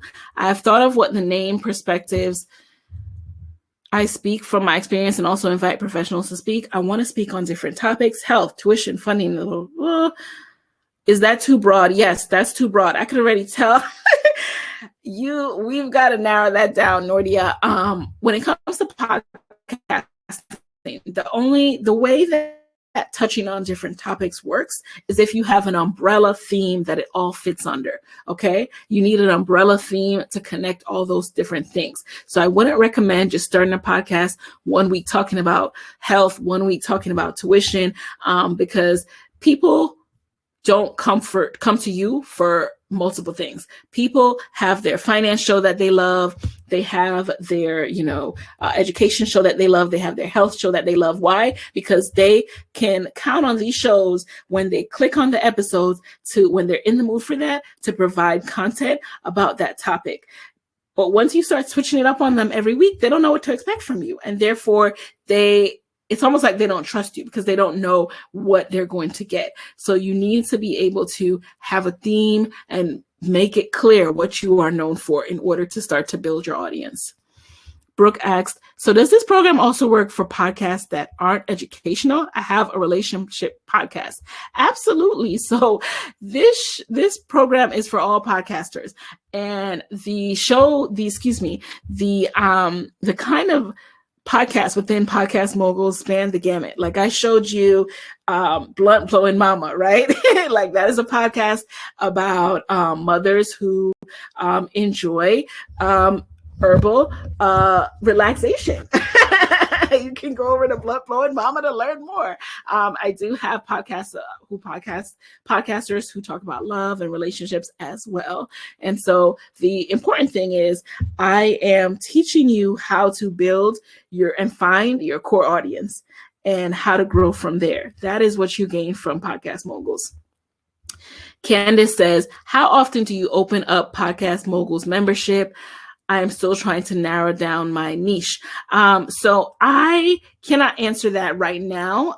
It really all depends on my business cycles in terms of what I decide to focus on each quarter. As you guys, if you have gotten a Goal Getter Action Plan, you know that I do these 12-week sprints, and I each quarter decide what the focuses are and then really drill down on that. So what I will tell you is that if you are on my email list, I will notify you every single time I open it up. And in addition, if you follow me on Podcast Moguls, on Side Hustle Pro, I will tell you every time I open up Podcast Moguls. Natalie says, when we join, can we keep the materials that are shared so that we can reference them later? Our one-on-one sessions included in the program. Yes, you can keep the materials, Natalie. They're provided for you. You can go through them as often as you need to. And currently, there are no one-on-one sessions included in the program, Natalie. If that changes, I'll be sure to let everyone know. Tommy Day says, how many episodes should you launch your podcast with? I recommend at least 3, Tommy Day, so that people have a chance to really get to know your voice and your flow and what your show is about. So one episode, they might think it's a fluke, like, oh, I like that one, but I'm not going to subscribe yet. By the time they go through 3, they're like, oh, this is my show. Like, I like this. I like these episodes. I like what's going on here. So definitely give people a chance to feel you out and binge a little when they join your show. Nigel says, I started my podcast, but due to my analysis paralysis, I stopped 6 months ago. Oh no. Should I start the podcast again like nothing happened, or rebrand and address being gone? Well, I absolutely say you should start again. You should address being gone, but only start when you are able to commit to being consistent. And then as far as rebrand, that will only be necessary if you, when you are looking at it, you are not being clear in your topic, in your artwork, in your episodes. If you didn't really narrow down what your show is about, what you want to stand for, then yes, a rebrand will be necessary. But if you're just rebranding because, I don't know, you kind of want to start fresh, I would want to know a little bit more about what your show is currently called, what the artwork currently is, what your theme is, and then why you're interested in rebranding. But yes, start again. Let people know you're human, things happen, but keep going because there's a reason why you started. Jeff says, should I use hashtags in my episode show notes? Should I make my show notes as long and detailed as possible? Jeff, make your show notes long and detailed. Well, long and detailed aren't, necessarily mutually exclusive, but make it detailed first and foremost, okay? You want to include the keywords, aka if your episode, so for example, my most recent episode is about a Target buyer who went from buying, for Target to launching her own product line that's now on Target shelves. So I include that in the show notes, right? Because that is going to come up when people search. But you don't need to include hashtags because the keywords themselves, the words themselves perform. It's not like within the Apple Podcasts as well as within Spotify that the actual hashtag mechanism is employed in a way that it is on social media where it's picking that up. In fact, and even on Twitter nowadays, you really don't need to use the hashtag, it's picking up the words themselves. So I would only recommend the actual hashtag mechanism on something like Instagram. And I would do that in the first comment, not in your actual post, but do make your show notes long and detailed, guys. Not necessarily long, but detailed, which ends up being a little longer than just a short caption. Patricia says, do you recommend having an account in all social platforms for the podcast? Yes, I do. I just recommend having real estate, at the very least, promoting your show each and every time an episode drops on every platform. But I don't expect you to be truly active on every platform. I suggest choosing 1 or 2 max to be really active and engaged on, aka, getting into the comments, responding back to people, following people, all of that good stuff. So that is my expectation, and that is what has worked for me and many of my podcast moguls. Desarina says, what should the first 6 posts on my Instagram be? Well, Desarina, that is going to depend on you doing OMG, my girl. You have to explore. You have to, first of all, get to know who your ideal listener is. Understand what kind of content they need based on what your show is. So if your show is about side hustling, right, you are going to find your perfect listener on Instagram. You're going to get into the OMG of auditing and understanding what kind of posts are doing well, what kind of content is doing well right now. I bet you reels are somewhere in there. So then you're going to decide, okay, do I want to start with a reel that's breaking down what my show is going to be about or who I am? And then you're just going to get into your groove of finding the content types that you will do each and every week. So for me, you'll always see a quote somewhere in there, right? That is one of my staple content types. You, based on what you find with the O and OMG, obsessively auditing, will also have your anchor, your core content types. Then make sure that you are making friends and, again, understanding what kind of posts people engage with. Your first 6 posts are not that critical. What's important is that you post and that you check your insights so that you can go over the data and continue to test what's working and what's not. So that's more important than what the actual post is. I do recommend letting people know your show is coming. If you are creating a podcast, Instagram, you definitely need to let people know what's coming, what it's going to be about, and go from there. Look at the data, start a business account, look at that data and see what people like the most.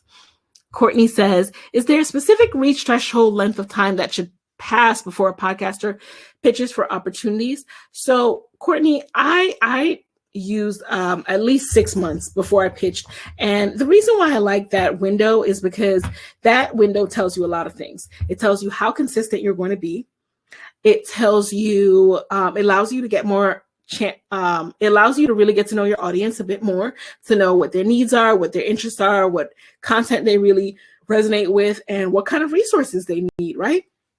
So once you have that information, and for you, that might be shorter than 6 months, but once you have a sense of who is following you, what's the breakdown when you look inside your insights, if you do a poll, and what kind of resources they need, then you can start to research brands and understand, okay, who would be a good fit for my show, and start pitching. Because the last thing you want to do is just pitch blindly because you heard someone on a podcast and you're like, oh, they do podcasts ads, let me reach out to them. No, you want to be able to say, hey, my listeners are Black women between the age of 25 to 36. They are middle class, employed in big tech and marketing. They are people who are highly educated, risk averse, but they do want to learn about growing their own business, and they're small business owners. And so they really appreciate opportunities like accounting software for freelancers, right? You want to be able to be that specific. Erica says, okay, so if you can't invest today, when will you offer this again? After the April 30th deadline? Sometime this summer, okay? I can tell you that, Erica. So, but I can't guarantee it. So I would recommend you get in and on this price while you can, because prices are subject to change, okay? This is the promotional price right now. Patricia says, is it important to name each episode for meditation podcast? It is important to name each episode. If you're asking, is it important to name each one the same thing or that is for meditation? No, it is important to name the episode a name that encapsulates what the episode is about and what you'll get from the episode. Vanika says, is it important to be educated on most topics you plan to discuss? When you say educated, if you mean be an expert in, no, you don't have to be an expert to start your podcast. I started Side Hustle Pro because I actually wanted to learn more about entrepreneurship. I felt scared. I felt nervous. I felt unqualified to be an entrepreneur, and I wanted to learn. So I used myself as kind of like the conduit, like to ask the questions other people have. And I knew I wasn't the only one with these questions. So sometimes when you are just curious, you really are able to help and serve so many other people because you're able to ask the questions that other people have. You don't have to be an expert. You just have to be curious. Courtney says, should you make provisions for the evolution of your podcast? How do you manage that possibility? Do you think that is something you should worry about now? Or do you, okay, let me take this one line at a time, Courtney. Okay. Should you make provisions for the evolution of your podcast? How do you manage that possibility? So, Courtney, yes, things can change. There's no way of you knowing how it will change or where the evolution will take you unless you start. So start with an open mind, understanding that, yes, you may need to shift down the line like I have done, like I showed you Erica McAfee did with Sisters in Lost podcast, but you have to first start for that evolution to make itself clear to you. You says, do you think that is something you should worry about now? I don't think you should worry about anything. I don't think there's anything to worry about. I mean, if you really think about what worry is and what purpose it serves, it doesn't serve any purpose, right? I think you need to go forth with your interests and allow yourself the freedom and also, invest in yourself in terms of like, if you have something that you're interested in, explore it. Give yourself that treat yourself. there's nothing to worry about. If you decide that you don't like it anymore, stop. Nothing to worry about. You said, do you just try to choose a name for the theme that you focus on and plan to focus on in the present short term?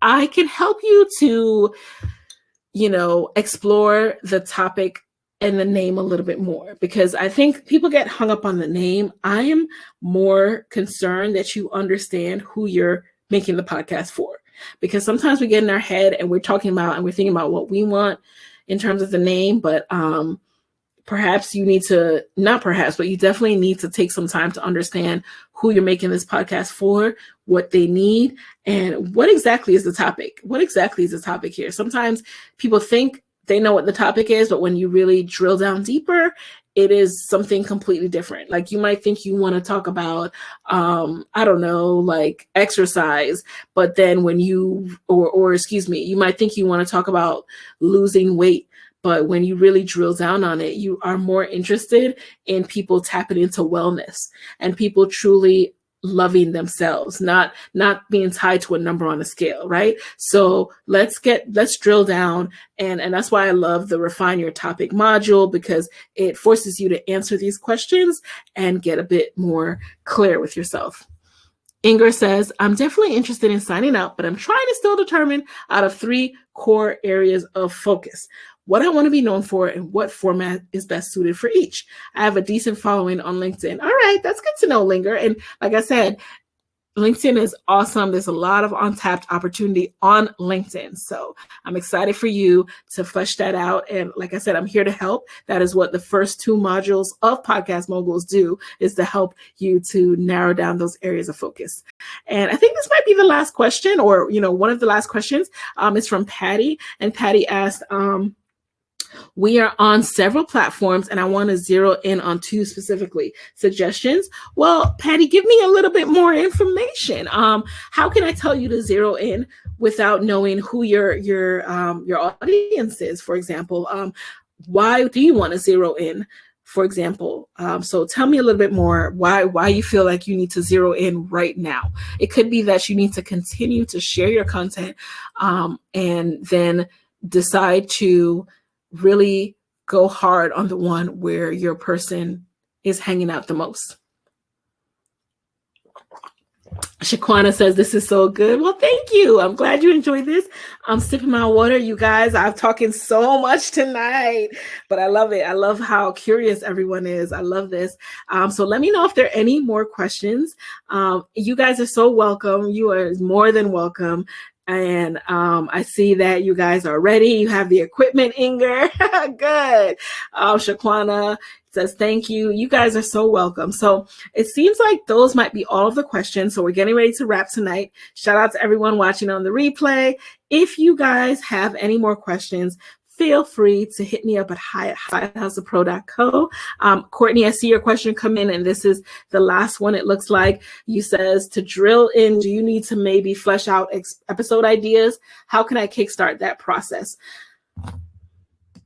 So are you talking about drilling down what your topic should be? Yes, you could flesh out possible episode ideas, but the 2 things you need to think about: who you're talking to, what they need, and then how long can you talk about this topic? Can you talk about it for years? Because really, you should be starting your podcast and think about this as something you do for years to come. So if this is something that you think you might run out of ideas, then you might not want to do that topic. Patty says, talk dirty after dark. Our real sister friends, embracing our sexual pleasures and fantasies, sharing, learning, laughing, educating. Oh, that's so cool. That is a much needed topic for, I know, a lot of women who are topics have been seen as taboo and they've been made to feel that they can't explore this. So let me see. You said you want to zero in on platforms. Again, I'm not sure why. Are you finding that your content is getting blocked or not coming up in the feed in a particular platform? I, if nothing else, recommend that you always start on Instagram and explore where your person is on Instagram. Because let me tell you, the engagement and the fact that you're able to connect with someone, right? You can't do this on Facebook in the same way anymore. You definitely can't do this with a page. You're able to follow someone, connect with them, have a conversation in the DMs when they allow you to. Don't go DMing people. Just follow them at first, comment, engage. But the fact that you are able to become like friends with your listeners in the comments and then in DMs is just an amazing, amazing feature that I hope never goes away. The only thing I think akin to it right now is maybe Clubhouse. But again, Clubhouse is so, fleeting. Some people might be on one week and then they completely go dark the next. Whereas Instagram, people are, there's always a way to stay connected with them. So definitely consider that. Make sure you're finding your person. And then with that, decide how you want to narrow. Courtney says, it'll be about birth. I'm a doula and just want to educate families, especially Jamaicans, about birth, what it should look like, their choices, etc. There's not much birth education here or sharing of birth stories, which is something that used to be so prevalent in our culture in the past.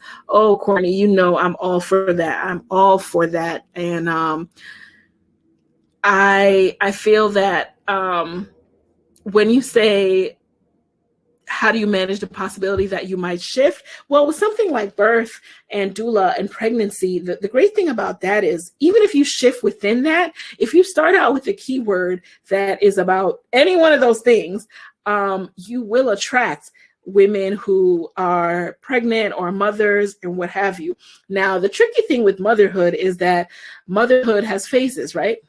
So when you are pregnant, you're trying to soak up all of that birth content and all of that, learning. But then once you have a child, you have to move on to more advanced motherhood content. So that's something that you have to keep in mind as well. As you have the podcast, you are going to have to choose which phase to zero in on. It's impossible to serve every phase. It just is, because if you try to do that, then people are not going to think the show is for them. If one episode, 1 week is about preparing for birth and the next episode is about choosing colleges, right? So I like that that birth education, there needs to be more talked about in Jamaica. And I agree, sadly, last year, as I was getting ready, I know I heard about that story that was so sad about, the woman.